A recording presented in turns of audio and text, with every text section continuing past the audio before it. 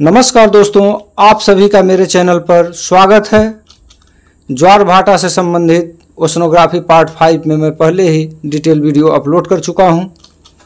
Oceanography previous year question practice set 5 में हम लोग ज्वार भाटा से अभी तक जो भी क्वेश्चन पूछे गए हैं उसको देखेंगे। प्रश्नों की कुल संख्या 43 है, तो आइए प्रश्नों को देखते हैं।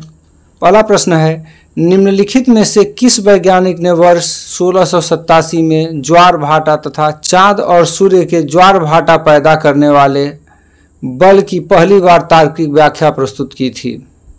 मैं इंग्लिश तो दिया हूं क्योंकि बहुत लोगों की डिमांड रहती है कि इंग्लिश में भी सर दीजिए, तो मैं प्रयास अब यही करता हूं कि हिंदी इंग्लिश दोनों भी रहे, लेकिन मैं हिंदी में ही व्याख्या करता हूं। नेट दिसंबर 2019 में यह प्रश्न पूछा गया है। ऑप्शंस देखिए, John Dalton, Gregor Mendel, Isaac Newton, Albert Einstein. तो इसका ऑप्शन सी सही है, आइजैक न्यूटन। समुद्र के पानी का दिन में 2 बार लयबद्ध तरीके से उठना और बैठना क्या कहलाता है? जेएसएससी यानी झारखंड पीजीटी 2023 में यह प्रश्न पूछा गया था। आपको पता होगा कि झारखंड में 3 और 4 को 2 डेट पे ये परीक्षाएं हुई थी। तो इसमें लहर, ज्वार, सुनामी और झील। तो इसका ऑप्शन बी सही है, ज्वार। महासागरीय जल के नियमित रूप से ऊपर उठने और गिरने को क्या कहते हैं? जेएसएससी पीजीटी 2023 में ये भी झारखंड में ही पूछा गया था। एक दिन ऊपर वाला प्रश्न पूछा गया तो दूसरे दिन नीचे वाला प्रश्न पूछा गया। सेम टॉपिक से थोड़ा सा अंतर करके पूछा गया है, आंसर सेम है दोनों का। तो इसका ऑप्शन आपके सामने है, तो इसका उत्तर ए सही होगा, ज्वार, टाइड्स। निम्नलिखित में से कौन सा बल ज्वार उत्पन्न करने के लिए मुख्य रूप से जिम्मेदार है? ऑप्शंस देखिए, उत्प्लावक बल, घर्षण बल, गुरुत्वाकर्षण बल, कोरियालिस बल।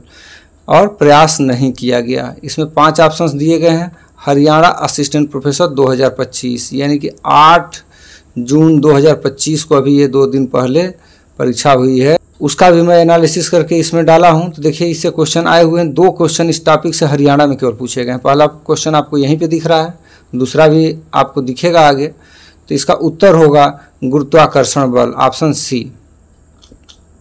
ज्वार भाटा का क्या कारण है? झारखंड पीजीटी 2023 में पूछा गया है। देखिए, झारखंड में फिर ये क्वेश्चन आ रहा है। गुरुत्वाकर्षण, महासागरीय धाराएं, भूकंपीयता और वायु। तो इसका ऑप्शन ए सही है, गुरुत्वाकर्षण, ग्रेविटी। ज्वार भाटा की उत्पत्ति के स्थैतिक तरंग सिद्धांत का प्रतिपादन किसने किया? इसमें ऑप्शंस देख लीजिए, W Well, T Garrison, R A Harris, A Strahler. तो इसका ऑप्शन है सी, आर ए हैरिस। सिद्धांत और संकल्पनाओं से संबंधित मेरा वीडियो बहुत लोग देखे हैं, इसलिए ये याद भी होगा सबको। निम्नलिखित में से कौन सा एक समुद्री जल पर अधिकतम ज्वार उत्पन्न करने वाला बल डालता है? नेट दिसंबर 20 और 21 का, जून 21 का दोनों परीक्षा एक ही पेपर में हुआ था कोरोना के कारण, उससे संबंधित ये प्रश्न है। सूर्य, चंद्रमा, शुक्र और मंगल। तो इसमें दे रहा है अधिकतम ज्वार उत्पन्न करने वाला बल डालता है, तो सूर्य भी डालता है, चंद्रमा भी डालता है। लेकिन आपको मैं बताया था डिटेल वीडियो में कि चंद्रमा का बल ज़्यादा प्रभावशाली होता है। इस तरह से इसका ऑप्शन बी सही होगा, चंद्रमा। निम्नलिखित में कौन ज्वार भाटा का कारण है? उत्तराखंड पीजीटी 2018 में पूछा गया है। सूर्य और चंद्रमा का आकर्षण बल, सूर्य का आकर्षण बल, पृथ्वी का आकर्षण, बृहस्पति का आकर्षण। तो सूर्य और चंद्रमा का आकर्षण, ये बहुत सामान्य प्रश्न है, ये उत्तर इसका सही है। निम्नलिखित में से कौन सा सभी ज्वारों के सर्वाधिक संचलन के लिए उत्तरदायी है? नेट नवंबर 2017 के सेकेंड पेपर में ये पूछा गया है। महासागर का आकार, महाद्वीपों की आकृति, गुरुत्वाकर्षण खिंचाव, महासागर की लवणता। तो इसका भी गुरुत्वाकर्षण खिंचाव, सी, ऑप्शन सही हो गया। उच्च ज्वार का निर्माण होता है क्योंकि?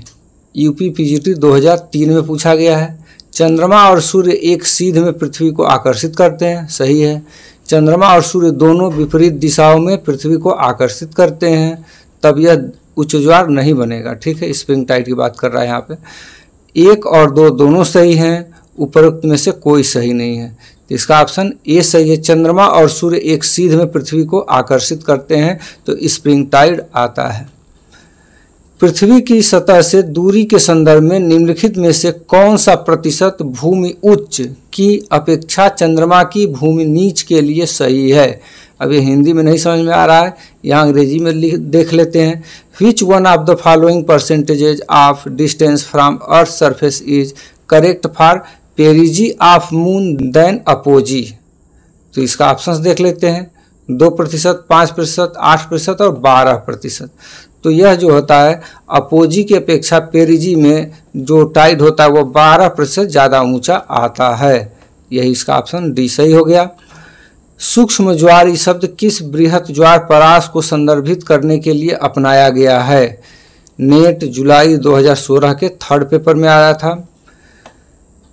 6 मीटर से ज़्यादा, 4 से 6 मीटर, 2 से 4 मीटर और 2 मीटर से कम। तो इसका ऑप्शन डी सही है, 2 मीटर से कम, लेस देन 2 मीटर।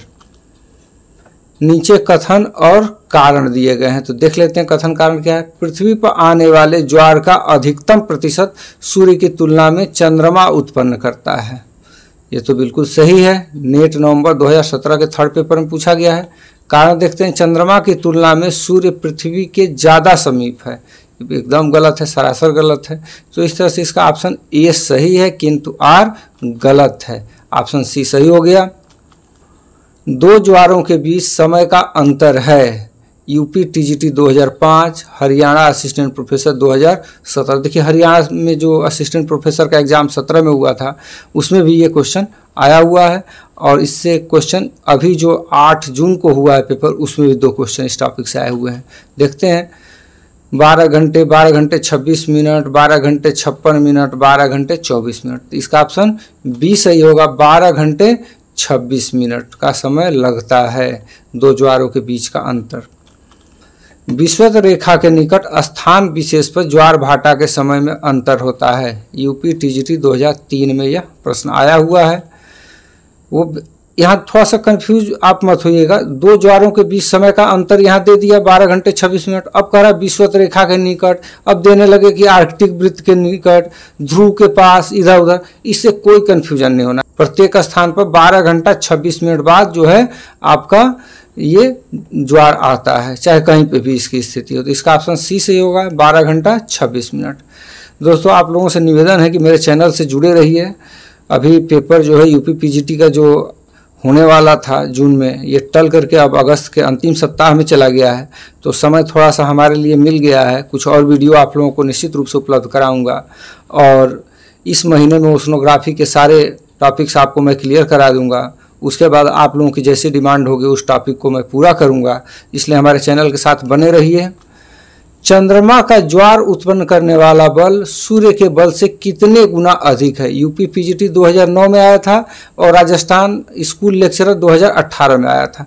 दोनों में ऑप्शन अलग अलग था। देखिए एक में जो था, ये पूरा जो यूपी पीजीटी का ऑप्शन है वो मैं यहाँ पे दिया हूँ।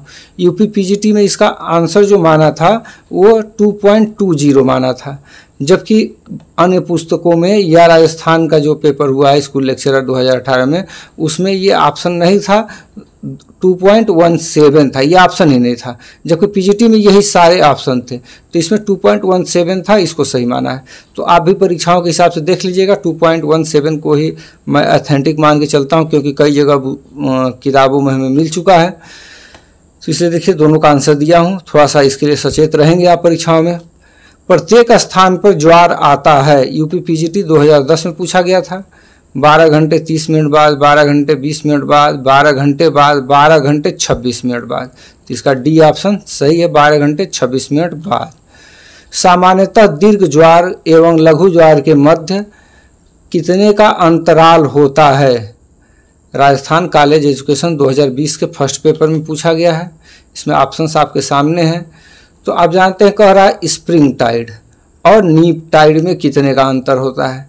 जानते हैं कि अमावस्या और पूर्णिमा के दिन स्प्रिंग टाइड होता है, और इसके बीचों बीच ये 15 दिन के अंदर पर पड़ता है। 15 दिन पर जो यदि ये मान लीजिए पूर्णिमा है तो अमावस्या 15 दिन बाद पड़ता है। इसी के बीच में 7वें दिन क्या पड़ता है आपका, नीप टाइड के लिए आपका पड़ता है सप्तमी और अष्टमी का दिन आता है। तो 7 दिन वाला जो कंसेप्ट है ये सही है, इसका ऑप्शन बी सही है। जब सूर्य, चंद्रमा एवं पृथ्वी एक सरल रेखा में है तो ज्वार होगा। एकदम स्प्रिंग टाइड होगा। इसमें भाई लघु ज्वार, दीर्घ ज्वार, स्प्रिंग टाइड दे दी। ये एक सीध में रहेगा तो दीर्घ ज्वार आता है, स्प्रिंग टाइड आता है। इसका ऑप्शन बी सही हो गया। लघु ज्वार भाटा पैदा होता है यूपी टीजीटी 2004 में पूछा गया है। अर्धचंद्र के समय, दिन के समय, एक महीने में एक बार, एक सप्ताह में 2 बार। तो अर्धचंद्र के समय होता है, यानी 7वें 8वें दिन जो है, आपको मैं बताया था कि फर्स्ट क्वार्टर और थर्ड क्वार्टर के समय, यानी यही अर्धचंद्र का समय होता है, उसी समय यह नीप टाइड आता है। तो इसका ऑप्शन ए सही है। प्रत्येक महीने शुक्ल व कृष्ण पक्ष की सप्तमी या अष्टमी अर्धचंद्र के समय, इसी को अर्धचंद्र का समय कहा जाता है। यदि एक स्थान पर सायं 6 बजे ज्वार आता है तो अगला ज्वार कब आएगा? तो 6 बजे आ रहा है शाम को, तो उसमें 12 घंटा 26 मिनट जोड़ दीजिए। तो इस ऑप्शन में आप जोड़ेंगे तो देखेंगे कि अगले दिन 6:26 AM पर। इसका ऑप्शन बी सही होगा। नेट दिसंबर 2013 के से थर्ड पेपर में पूछा गया है।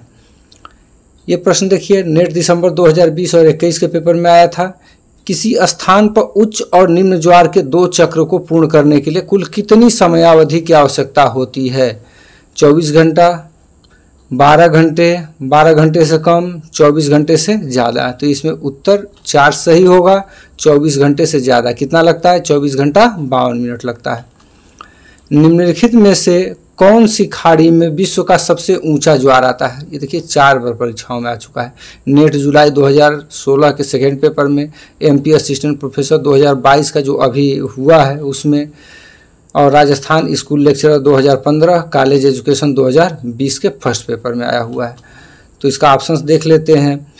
तो इसका बंगाल की खाड़ी, हडसन की खाड़ी, फंडी की खाड़ी और खंभात की खाड़ी। तो इसका ऑप्शन सी सही है, फंडी की खाड़ी में। फंडी की खाड़ी कहाँ पे है? कनाडा और USA के बॉर्डर पे पड़ता है यह। उच्च ज्वार भाटा के कारण लगभग पानी की एक दीवार की तरह नदी के मुख में समुद्र के पानी के झोंके को किस शब्द द्वारा व्यक्त किया जाता है? KBS PGT 2013 में पूछा गया था। तो इसका ऑप्शन आपके सामने है। तो इसका उत्तर डी सही होगा, ज्वारी भित्ति, टाइडल बोर। विशेष रूप से अमावस्या और पूर्णमासी के समय के आसपास होने वाले उच्च और निम्न ज्वार क्या कहलाते हैं? नेट जून 2013 के सेकेंड पेपर में पूछा गया है। बृहद ज्वार, लघुतम ज्वार, महाज्वार या अवपाती ज्वार। तो इसका ऑप्शन ए सही होगा। स्प्रिंग टाइड ही अमावस्या और पूर्णिमा को आते हैं। उच्च ज्वार तथा निम्न ज्वार के बीच जल स्तर में औसत अंतर को कहा जाता है। नेट जून 2012 के सेकेंड पेपर में पूछा गया ये। ज्वारीय वेदन, ज्वारीय अवधि, ज्वारीय रेंज। तो इसका ऑप्शन सी सही है, ज्वारीय रेंज, टाइडल रेंज। जब सूर्य, पृथ्वी और चंद्रमा तीनों एक सीध में होते हैं उस स्थिति को कहते हैं। यूपी टीजीटी 2011 में पूछा गया है। युति, वियुति, सीजिगी। तो इसका ऑप्शन सी सही है, सीजिगी। निम्न में से कौन सा कारण ज्वार भाटा से संबंधित है? यूपी टीजीटी 2013 में। देखिए टीजीटी में हर जगह जो है इसे टॉपिक से क्वेश्चन बनता है, सामान्य ही बनता है। बहुत कठिन डिफिकल्ट क्वेश्चन आपको नहीं लग रहे होंगे कि ऐसा कोई कंसेप्चुअल क्वेश्चन हो जो न आता हो, लेकिन इसको पढ़ना पड़ेगा आपको। ऑप्शन आप देख लीजिए, सूर्य, चंद्रमा, अंतर्जात बल। चौथा है सूर्य तथा चंद्रमा की गुरुत्वाकर्षण शक्ति। तो इसका ऑप्शन डी सही हो गया, सूर्य तथा चंद्रमा की गुरुत्वाकर्षण शक्ति। अपसौर की स्थिति होती है। यूपी पीजीटी 2011 में पूछा गया है। अपसौर क्या होता है? पृथ्वी और सूर्य की अधिकतम दूरी को क्या कहते हैं? अपसौर की स्थिति कहते हैं। इसमें ऑप्शंस देख लेते हैं। 3 जनवरी, 21 जून, 4 जुलाई और 22 दिसंबर। तो इसका ऑप्शन सी सही है, 4 जुलाई को अपसौर की स्थिति, अपहेलियन की स्थिति बनती है। सूर्य और पृथ्वी के बीच अधिकतम दूरी की स्थिति। अधिकतम दूरी कब होता है? 4 जुलाई को। आप सोचेंगे 4 जुलाई को तो बड़ी गर्मी पड़ती है, नज़दीक होना चाहिए, और 3 जनवरी को जो है कि सबसे नज़दीक होता है, उसमें ठंडा पड़ रहा है, तो उसमें दक्षिणी गोलार्ध में सूर्य होता है। इस कन्फ्यूजन में आपको पढ़ने की जरूरत नहीं है, याद कर लीजिए इसको। एक दिन सूर्य पृथ्वी के सबसे निकट होता है, तब पृथ्वी के लिए कहा जाता है। देखिए उसी संबंधित क्वेश्चन आ गया। अपसौर, उपसौर, अपभू और उपभू। तो यहाँ क्या है? अपसौर दूर की स्थिति होगी सूर्य और पृथ्वी की। उपसौर पेरिफेरल एरिया, आसपास के एरिया में, ये नज़दीक की स्थिति होती है। और ये अपभू दूर की स्थिति होती है चंद्रमा और पृथ्वी की, और उपभू पेरिजी जो होता है चंद्रमा और पृथ्वी के नज़दीक की स्थिति होती है। तो यहाँ पे उपसौर पेरिहेलियन 3 जनवरी को होता है, यानी कि सूर्य जो है 3 जनवरी को सबसे पृथ्वी से निकटतम स्थिति में होता है। निम्नलिखित विशिष्टताओं का सागर तट से सागर की ओर सही अनुक्रम क्या है? नेट जून 2010 में पूछा गया है।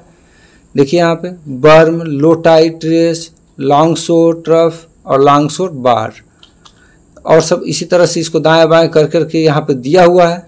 अब इसको पढ़ लीजिए, मैं डिटेल वीडियो बनाया था तो उसमें इसको मैं आंसर में बताया था कि इसको याद कर लीजिए। कई तरह से घुमा फिरा के क्वेश्चन आता है, तो इसको आप पढ़ लीजिए, जो आपको सही लगे वो देखिए।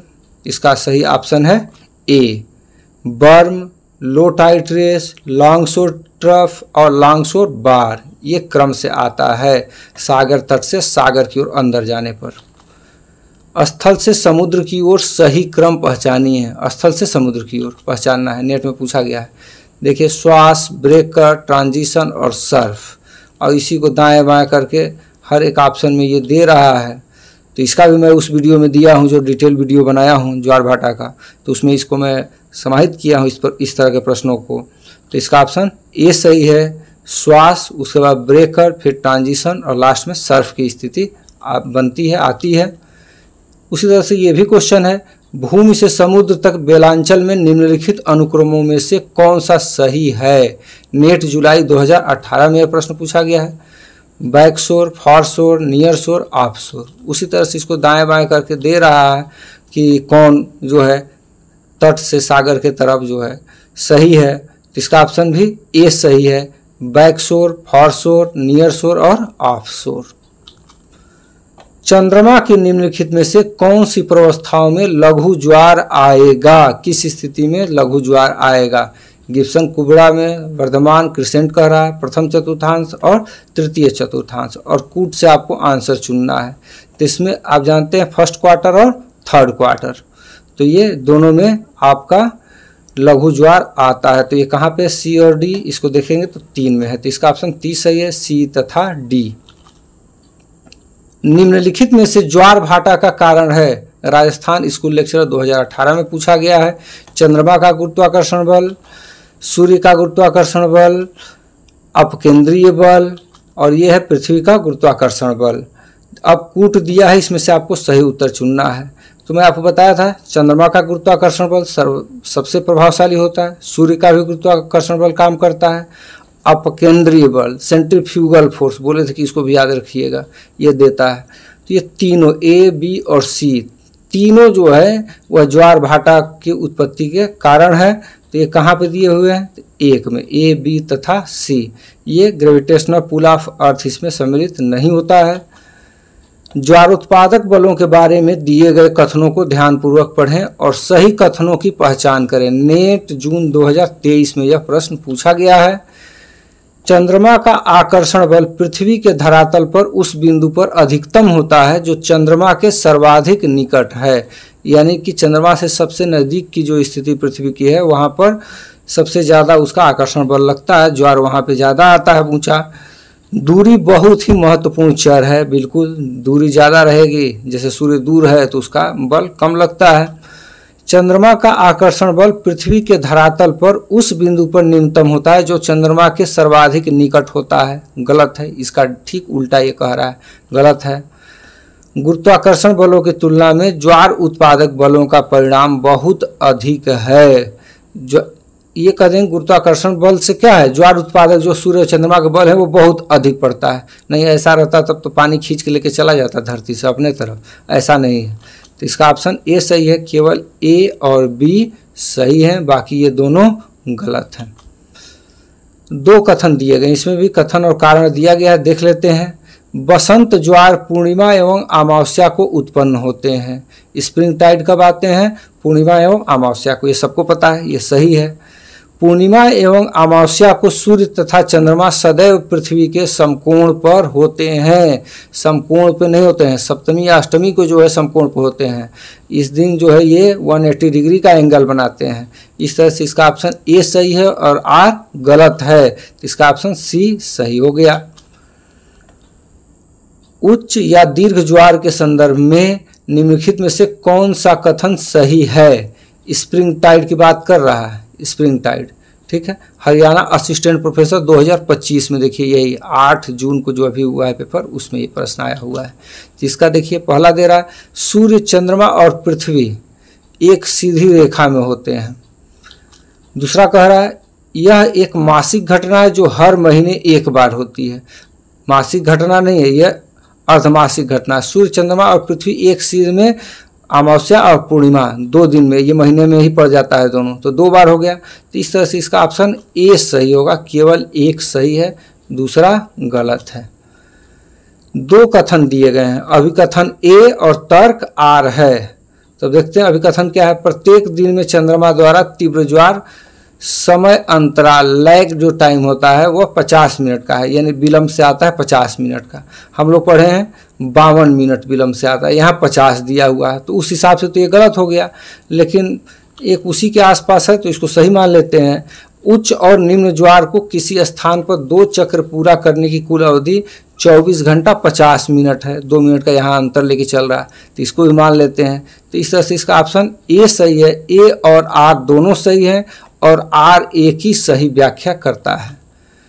अब यहाँ देखिए दिया हुआ है ग्रहों की जननी की स्थितियां और परिणामी ज्वार भाटा दे रहा है। सूर्य और चंद्रमा पृथ्वी के केंद्र पर समकोण की स्थिति, समकोण की स्थिति जब बनेगी तो लघु ज्वार आएगा, ये ध्यान रखेंगे आप लोग। ये दूसरा हो गया इससे जुड़ा हुआ, और आपको यहाँ मिल गया ऑप्शन, पहले कहीं पे भी A2 नहीं दिख रहा है, तो इस तरह से इसका ऑप्शन ए तो सही हो गया, लेकिन अन्य को भी देख लेते हैं। यहाँ पे सूर्य चंद्रमा और पृथ्वी एक सीधी रेखा की स्थिति में दीर्घ ज्वार आएगा, ये सिजगी की स्थिति होती है, दीर्घ ज्वार उत्पन्न होगा।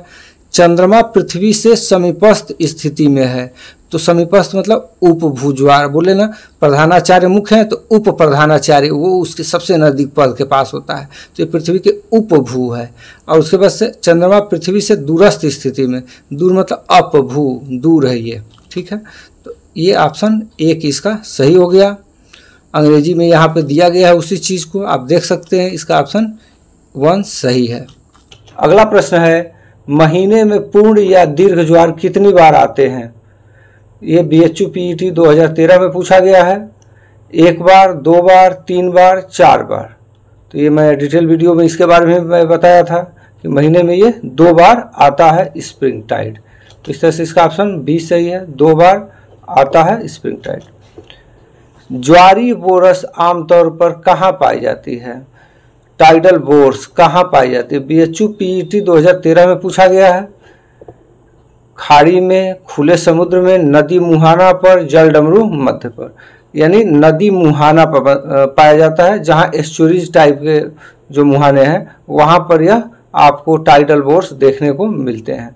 इस तरह से दोस्तों तो इसका ऑप्शन सी सही है।